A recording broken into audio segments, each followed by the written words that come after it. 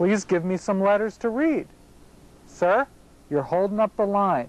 I need to hear you read out the letters. Well, that sort of sass couldn't go unanswered. Turn on the goddamn machine, then I'll read all the letters you want. Well, the folks behind me kind of backed off at this, but the lady was unfazed. So I pointed out the on-off switch on the side of the binoculars to her, and without twitching a single facial muscle, she turned the machine on. Now we're getting somewhere, I muttered, and leaned over to read. N-O-E-Q-S. Please continue. That's all there are. You've got to read all the way across, sir, but I've read every letter I can see. She frowned at that, and she started shuffling through her desk for a piece of paper. Get this filled out by your physician, she said. I looked at the paper. Some kind of medical form requiring the doctor either to certify that I was still fit to drive in spite of failing the eye test, or to state that glasses had been prescribed which would cure the deficiency. The deficiency? My eyes were fine, and I told the woman so. Next, she said, looking right past me. Well, I shifted in place, and the person behind me kept his distance. Now you listen to me, I said. I don't know what sort of show you run here, but let's get one thing clear. Your machine is faulty. Faulty. My eyesight is perfect, and I can read every letter that you show to me. Now you get a supervisor over here, or no one else will be taking this eye test today. You see, I know these desktop dictators. They love to hide behind their glass partitions, ready to pass out forms denying driver's licenses to law-abiding, tax-paying citizens. Probably laugh about it during their coffee breaks. They think most people would just stand there stupid and take their crap. But I wouldn't, and I didn't. After a pause in which we just stared at each other, some old man behind me moves up, all timid, and asks if he could look into the machine and maybe see what's the matter. I grunt at him, and he leans over. Then, to my amazement, he reads off the whole row. N-O-E-Q-S-V-G-R-X-B. And I'm standing there astonished, while the woman is laughing and the old guy is looking funny at me. I didn't like that at all.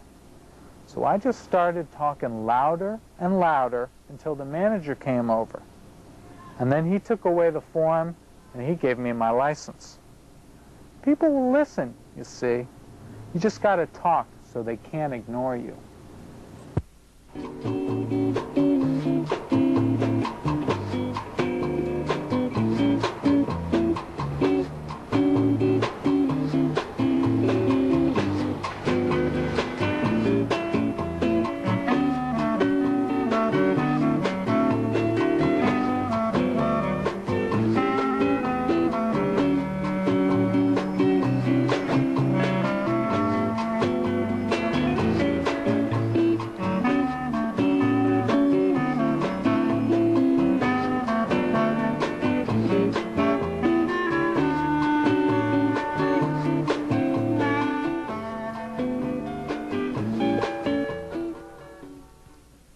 So you know something? I want to say hello to all the new students that came into Boston and to Somerville. Because you know what? We didn't even hear you this time. It's absolutely fabulous. I don't know how you got in town and we missed you.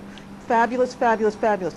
You know, I think at this point, I could say safely, you all could find the weapons of mass destruction. Yeah.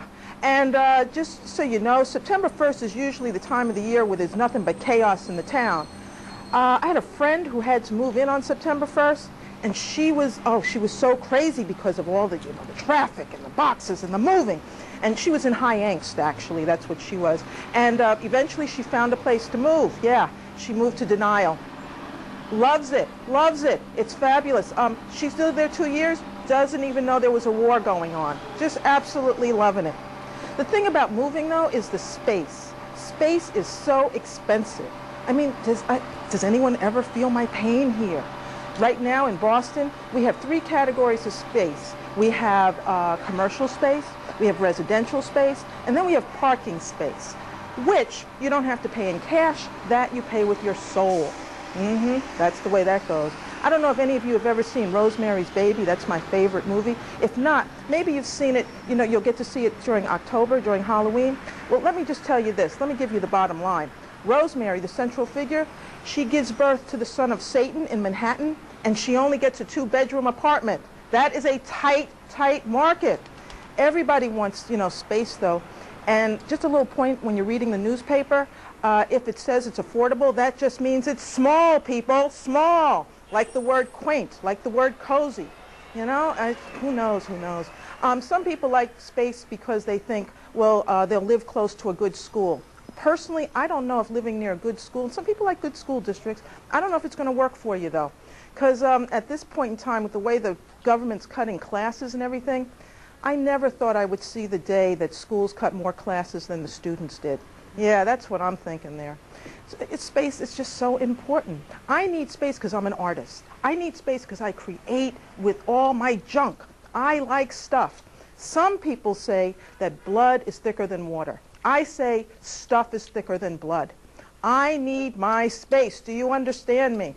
You know, and I have so much stuff. I have more than most countries. My friends, when I move, they leave the state. I have to go to professional movers. It's disgusting.